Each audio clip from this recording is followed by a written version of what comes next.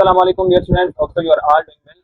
तो आज हम बात करेंगे नर्वस सिस्टम के एक बहुत ही इंटरेस्टिंग टॉपिक की।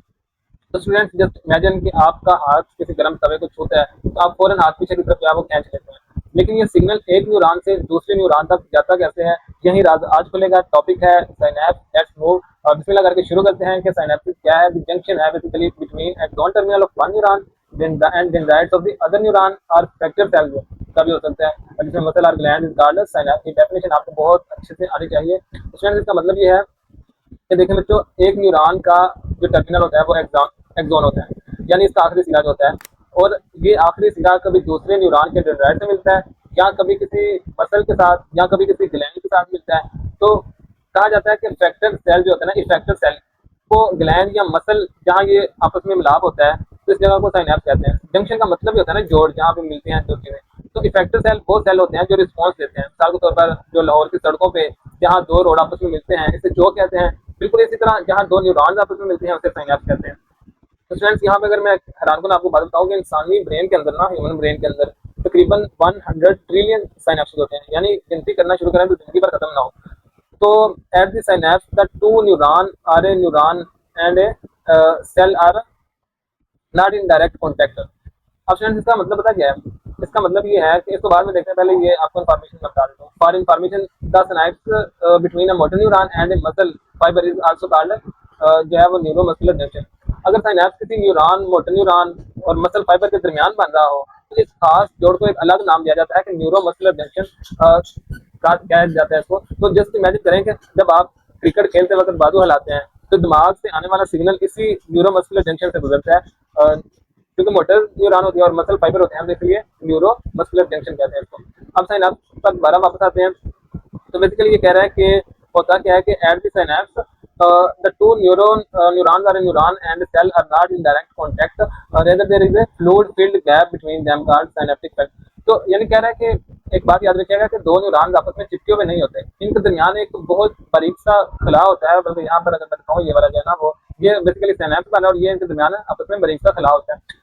तो ये खला फ्लूइड से भरा हुआ होता है और इस खला को सिनैप्टिक क्लेफ्ट कहते हैं। ये बिल्कुल ऐसे है जैसे दो दोस्त सामने सामने खड़े हों लेकिन हाथ ना मिला रहे हों, बल्कि दरमियान में थोड़ा सा जो है ना वो एक गैप हो, एक फासला हो। वो फासला ही सिनैप्टिक क्लेफ्ट होता है। तो स्टूडेंट यहाँ से हमसे कुछ पूछा जा सकता है कि सिनैप्टिक क्लेफ्ट है क्या? तो दो न्यूरॉन का आपस में चिपक जाना नहीं। इस तरह कोई भी ऑप्शन पूछे जा सकते हैं कि टू फ्लूइड्स का जो है वो यानी कि टू न्यूरॉन के दरमियान फ्लूइड का भरा हुआ होना, यस ये हो सकता है। ठीक है, इस तरह न्यूरॉन के अंदर का हिस्सा, मसल का बाहर का हिस्सा, मतलब इस तरह का ऑप्शन दिए जा सकते हैं। तो आपने सही वाला चूज करना है। तो आगे हम बात कर लेते हैं कि क्या है, कि अब आखिरी डेफिनेशन देखते हैं कि प्री साइनेप्टिक न्यूरॉन की और पोस्ट साइनेप्टिक न्यूरॉन की। The neuron hold axon transmit action potential towards the synapse, तो उसको क्या कहते हैं? Pre synaptic. और दूसरा जो अदर साइड ऑफ साइनेप्स जो है वो क्या करता है, की तरफ जाता है, उसको कहते हैं पोस्ट साइनेप्टिक। अब फ्रेंड्स इसका मतलब ये है कि यहाँ पहली जो टर्म है वो है प्री साइनेप्टिक न्यूरॉन। ये वो न्यूरॉन है जिसका एक्शन एक्सोन जो है वो एक्शन पोटेंशियल को साइनेप्स की तरफ भेज रहा होता है। यानी ये देखो फ्रेंड्स कि यहाँ से ये जो है ना वो जो है ना वो एक्शन पोटेंशियल आ रहा है, और एक्सोन, ये बेसिकली एक्सोन है ना, तो ये एक्सोन की तरफ आ रहा है और एक्सोन से आगे की तरफ भेज रहा है। तो इसको कहते हैं प्री साइनेप्टिक, और फिर दूसरे वाले को कहते हैं पोस्ट साइनेप्टिक, जो इसको लेकर आगे की तरफ जाएगा इसको पोस्ट साइनेप्टिक कहते हैं, और जो ऊपर वाला है उसको प्री साइनेप्टिक, क्योंकि ये साइनेप्सिस की तरफ जा रहा है, साइनेप्सिस से पहले है तो प्री साइनेप्टिक, और ये पोस्ट साइनेप्टिक यानी कि साइनेप्टिक के बाद वाला हिस्सा। तो अच्छा जी, इसके बाद जो है ना हम बात कर लेते हैं कहाँ पर से पोस्ट साइनेप्टिक सेल हो गया। तो ये सिग्नल को वसूल करता है, और जो है ना उसके बाद प्री का मतलब होता है पहले और पोस्ट का मतलब होता है बाद में। मिसाल देता हूँ, जैसे मोबाइल पर जब आप किसी को मैसेज भेजते हैं तो आप सेंडर हैं, और दूसरा बंदा कौन सा होता है? रिसीवर होता है। बिल्कुल इसी तरह जो प्री साइनेप्टिक न्यूरॉन सेंडर है और पोस्ट साइनेप्टिक जो है वो रिसीवर है, वो रिसीव करता है। अच्छा जी, अब आगे जो है वो मैकेनिज्म की तरफ बात कर लेते हैं ऑफ साइनेप्टिक ट्रांसमिशन की। तो मैकेनिज्म में आते हैं सबसे अहम हिस्से की तरफ, यहाँ सबसे ज्यादा क्वेश्चन बन सकते हैं, तो जरा ध्यान से सुनिएगा। आपकी बुक कह रही है the axon terminal of pre synaptic neuron have जो है वो सीवरल साइनेप्टिक नोब्स, और इसके बाद दीज नोब्स क्या कर सकते हैं? साइनेप्टिक वेसल्स रखते हैं which are packed with chemical called neurotransmitters. अब यहाँ पर ना मजे की बात बताई जा रही है कि प्री साइनेप्टिक न्यूरॉन जो साइनेप्टिक से पहले का था, जहाँ साइनेप्टिक की तरफ जा रहा था पैगाम जो एक्सॉन टर्मिनल पर, तो कई छोटी छोटी जो ना वो होती हैं हमारे पास ना साइनेप्टिक नोब्स। नोब कहते हैं ना, कोई मतलब किसी को कहते हैं ना पंजाबी में गंड मारना, तो वो छोटी छोटी जो होती हैं हम गिरा लगाते हैं उसको, तो इन्हें साइनेप्टिक नोब्स कहते हैं। छोटी छोटी होती हैं, इन नोब्स के अंदर ना बहुत सारे छोटे छोटे थैलेनुमा ढांचे होते हैं, इन्हीं साइनेप्टिक वेसिकल्स कहते हैं। मैं अगर आपको दिखाऊं तो ये वाली चीजें, ये साइनेप्टिक वेसिकल्स हैं, ये छोटी छोटी जो है ना वो नोब्स हैं, ये वाली साइनेप्टिक नोब है, ये वाले सारे के सारे इधर। और इनके अंदर फिर ये छोटी छोटी बन जाती हैं ये वाली, और इनके अंदर जो है ना वो वेसिकल्स वगैरह होते हैं, साइनेप्टिक वेसिकल इन्हें कहते हैं। तो जो है ना इन्हें साइनेप्टिक वेसिकल कहते हैं। और इन वेसिकल के अंदर ये जो खास केमिकल्स आपको नजर आ रहे हैं ना, ये छोटी छोटी डॉटेड लाइन, तो ये खास केमिकल्स बने होते हैं, और इन केमिकल्स को न्यूरो कहते हैं। न्यूरो का मतलब है वो केमिकल जो एक न्यूरॉन से निकलकर दूसरे न्यूरॉन पर जाता है पैगाम लेकर, ये यहाँ से आकर रिलीज होगा, ये जैसे रिलीज हो रहा है फिर दूसरे न्यूरॉन की तरफ जा रहा है। अब चलिए इसके बाद देखते हैं हम, when an action potential on a presynaptic neuron reaches synapse की तरफ जाता है, तो इस information is transmitted to the post synaptic neuron और इफेक्टेड सेल। तो जब हमारे पास जो है ना वो एक्शन पोटेंशियल उसकी तरफ जाता है, तो फिर क्या होता है कि जी, तो फिर उसके बाद जो है ना वो कह रहा है कि कह रहा है कि जब एक्शन पोटेंशियल प्री सिनेप्टिक से गुजरता है, सिनेप्स पर जाता है, फिर ये इन्फॉर्मेशन ट्रांसमिट कर देता है to the post synaptic neuron या इफेक्टेड सेल जो भी होते हैं उसकी पोस्ट सिनेप्टिक न्यूरॉन पर, ठीक है। और फिर क्या होता है, the movement of action potential across synapse is called synaptic transmission. और इसी इन्फॉर्मेशन को क्या कहते हैं, इस मूवमेंट को के सिनेप्टिक ट्रांसमिशन हो गई। और ये तीन तीन हैपेंस होता है फॉलोइंग वेज के अंदर, इन वेज एक करके डिस्कस कर लेते हैं कि इसका मैकेनिज्म क्या है, ये कैसे कैसे करके जो है ना वो दूसरी प्री सिनेप्टिक से होता है पोस्ट सिनेप्टिक पर जाता है। तो इस पूरे प्रोसेस को हम समझ लेते हैं, इसे सिनेप्टिक ट्रांसमिशन कहते हैं। तो ये 6 बेसिकली प्रोसेस से मिलकर या 6 मराहल में से होता हुआ गुजरता है। सबसे पहला मरहला आता है when action potential arrives at synaptic node, calcium gates in the pre synaptic membrane open. अब स्टूडेंट्स होता पता क्या है, और फिर ये जो है ना, अच्छा जब सिनेप्टिक नोब जो है वो एक्शन पोटेंशियल तक पहुंचता है ना, तो सिनेप्टिक नोब वही जिसके अंदर वेसिकल्स वगैरह होते हैं, तो प्री सिनेप्टिक मेम्ब्रेन में मौजूद कैल्शियम गेट्स खुल जाते हैं। बाहर सिनेप्टिक क्लेफ्ट में कैल्शियम आयन पहले से मौजूद होते हैं, तो जैसे ही कैल्शियम आयन खुलते हैं तो ये कैल्शियम आयन फौरन डिफ्यूज होकर प्री सिनेप्टिक एक्सोन के अंदर आ जाते हैं। स्टूडेंट्स ये देखें, ये है हमारे पास प्री सिनेप्टिक और ये है हमारे पास सिनेप्टिक नोब था ये वाला, ठीक है स्टूडेंट।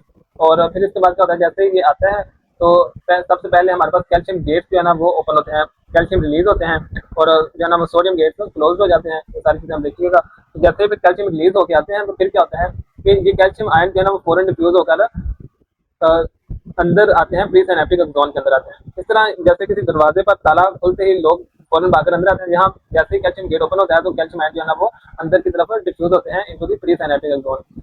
अच्छा, कैल्शियम आयन ओपन हो गए, और सबसे पहले क्या होता है कि हमारे पास सिनेप्टिक नोड पर एक्शन पोटेंशियल आता है।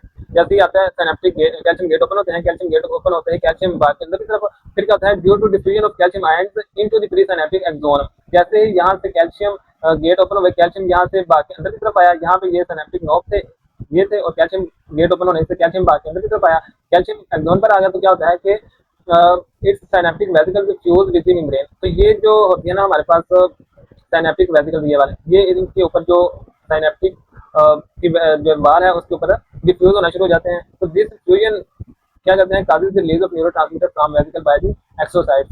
तो फिर क्या होता है स्टूडेंट्स के, जैसे ही अब जब कैल्शियम आयन अंदर आ गए हैं तो एक नया अमल शुरू ये होता है कि सिनेप्टिक वेसिकल्स एक्सोन की मेम्ब्रेन के साथ जुड़ना शुरू हो जाते हैं। इस जुड़ने के अमल को जो है ना वो फ्यूजन कहते हैं।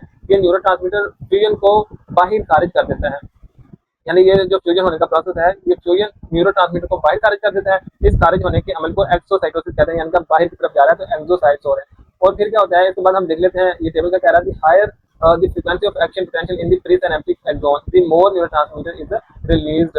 यानी जितनी ज्यादा फ्रीक्वेंसी से प्री सिनेप्टिक एक्सोन में एक्शन पोटेंशियल आएंगी, उतने ही ज्यादा न्यूरोट्रांसमीटर खारिज होंगे, रिलीज होंगे, यानी सिग्नल जितनी तेजी से आएगा उतना ही ज्यादा मैसेज भेजा जाएगा। बिल्कुल ऐसे जैसे अगर आप बार बार किसी को कॉल करें तो आपका मैसेज ज्यादा अर्जेंट समझा जाता है, इसी तरह यहाँ पर भी।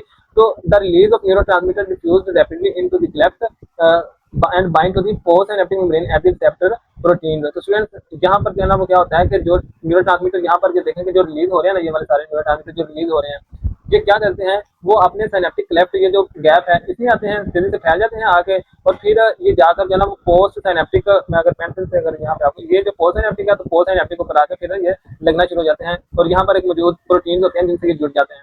अब इन्हें रिसेप्टर प्रोटीन कहते हैं। ये जो आपको ब्लू कलर के ये जो नजर आ रहे हैं ना, ये रिसेप्टर प्रोटीन है। रिसेप्टर का मतलब ये है कि वसूल करने वाला, ये वाली जो है ना, ये वाली ये है रिसेप्टर प्रोटीन। ये रिसेप्टर प्रोटीन, तो रिसेप्टर मतलब वसूल करने वाला, तो ये इन केमिकल को रिसीव करता है, वसूल करता है। तो बिल्कुल इसी तरह जैसे चाबी सिर्फ अपने ताले में फिट होती है, जहाँ चाबी न्यूरोट्रांसमीटर है जो अपने ताले यानी रिसेप्टर पर जाकर अटैच होती है, तो फिर क्या होता है, इससे अगला जो हमारा लम्हा है कि the binding of neurotransmitters acts as the messenger for post synaptic membrane. जाहिर है वो उनके लिए मैसेंजर के तौर पर काम करता है। तो it's sodium gates open and action potential is generated in the post synaptic membrane.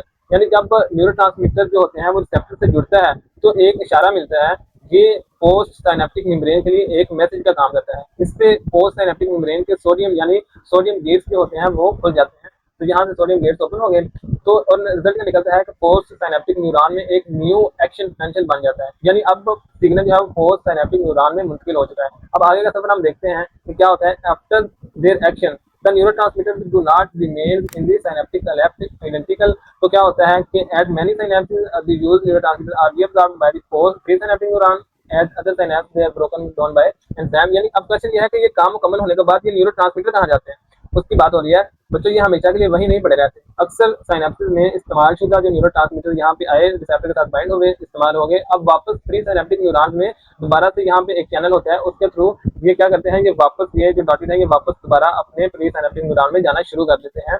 और फिर क्या होता है कि दोबारा जब हो जाते हैं, इस अमल को जो है ना वो रीअब्जॉर्प्शन कहते हैं, यानी कि दोबारा अब्जॉर्ब हो गए। कुछ दूसरे साइनेप्सिस ऐसे होते हैं उनमें इन्हें एंजाइम के जरिए तोड़ दिया जाता है यहाँ पर, ये बिल्कुल ऐसे ही जैसे कि बर्तन इस्तेमाल करने के बाद धोकर दोबारा रख दिया जाए, या फिर टूट जाए फेंक दे जाए, या फिर तोड़कर फेंक दे जाए। अगर ऐसा ना हो तो फिर पोस्ट साइनेप्टिक न्यूरॉन सेल से सिग्नल वसूल करता रहेगा, और फिर ये तो नुकसान भी होगा, जाहिर है वो जितनी देर रहेगा उतनी देर वो पोस्ट साइनेप्टिक मेम्ब्रेन जो है ना वो मैसेज समझ करेगा। तो ये एक बहुत इंपॉर्टेंट क्वेश्चन पेपर है, क्वेश्चन है पेपर में आने के लिए कि सिनेप्टिक ट्रांसमिशन का मुकम्मल मैकेनिज्म जो है ना वो पूछा जा सकता है। छः से बहुत ही इंपॉर्टेंट है, इतना इंपॉर्टेंट कि हद नहीं है, बहुत इंपॉर्टेंट है, और ये आने के चांसेस बहुत ज़्यादा। आपने ये डायग्राम जो है ना वो उसको समझाना है, मैं आपको इसको थोड़ी सी मजीद डिटेल बता देता हूँ। फिगर 15.7 इसे समझना बहुत जरूरी है, क्योंकि इससे क्वेश्चन भी बन सकते हैं। डायग्राम के 3 मोस्ट जो हिस्से हैं वो दिखाए गए हैं, तो ये दरअसल एक ही अमल को 3 मराहल में दिखाया जा रहा है। पहले हिस्से को देखते हैं, इसमें जो है ना वो हमारे पास जो है ना वो पोस्ट साइनेप्टिक न्यूरॉन का सोडियम गेट भी बंद दिखाया गया है कि अभी यहाँ पर सोडियम गेट जो है ना वो बंद है।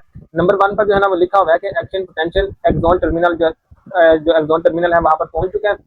और अब दूसरे हिस्से को देखते हैं कि यहाँ पर दूसरे नंबर पर जैसे ही दूसरा नंबर जो है ना वो कहाँ पर है कि ये एक्शन पोटेंशियल इस पर पहुंचा, तो फिर क्या होता है हमारे पास सेकंड पे ये दूसरा लिखा नहीं, उन्होंने तीसरा लिख दिया था, बल्कि ये है दूसरा।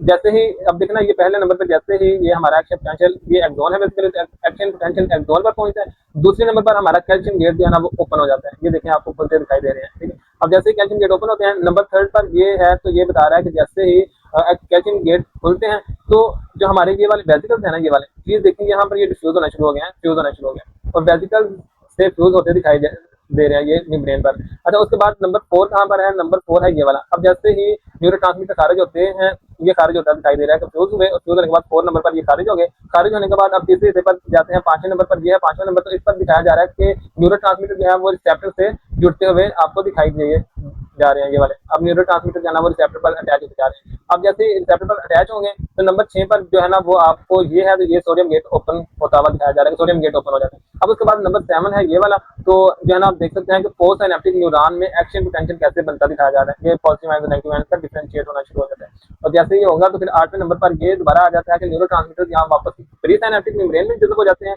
ये दिखाया जा रहा है कि ये यहाँ तो दोबारा जज़ब होते जा रहे हैं, यहाँ पर इनको यहाँ पर एंजाइम के थ्रू किल कर दिया जाता है, खत्म कर दिया जाता है। तो एग्जाम में अक्सर ये डायग्राम देखकर लेबलिंग करने को कहा जाता है, तो इसकी तरतीब आपने बहुत अच्छे से याद रखना है। इसकी नंबरिंग के हवाले से पहले एक्शन पोटेंशियल आता है, फिर कैल्शियम गेट ओपन होते हैं, फिर वेसिकल से फ्यूज होते हैं, फिर न्यूरोट्रांसमीटर से खारिज होते हैं, फिर रिसेप्टर से बाइंड होते हैं, और फिर जो है ना वो सोडियम गेट ओपन होता है, और फिर यहाँ से नया एक्शन पोटेंशियल बनता है। तो ये और फिर आखिर में जो है ना वो रीअब्जॉर्प्शन भी होती है, यहाँ फिर एंजाइम के थ्रू उनको डैमेज कर दिया जाता है। तो फ्रेंड्स यहाँ तक था आज का हमारा टॉपिक। नेक्स्ट वीडियो में नेक्स्ट सेक्शन को देखेंगे टाइप्स ऑफ न्यूरोट्रांसमीटर की। तो फ्रेंड्स आपने इस जो डायग्राम है बहुत इंपॉर्टेंट डायग्राम है, आपने ये लाजमी बनानी है। अगर ये क्वेश्चन आ जाता है मैकेनिज्म ऑफ सिनेप्टिक ट्रांसमिशन का, तो आपने ये डायग्राम लाजमी बनानी है। तो ये फर्स्ट है, बहुत इंपॉर्टेंट है, तकरीबन ये जो है ना आने के चांसेस बहुत ज्यादा है, मतलब इसको अच्छे से आपने प्रैक्टिस करनी है। तो मिलते हैं इंशाल्लाह नेक्स्ट वीडियो में, तब तक के लिए इतना ही। दुआ में लाजमी याद रखिएगा। अल्लाह हाफिज़।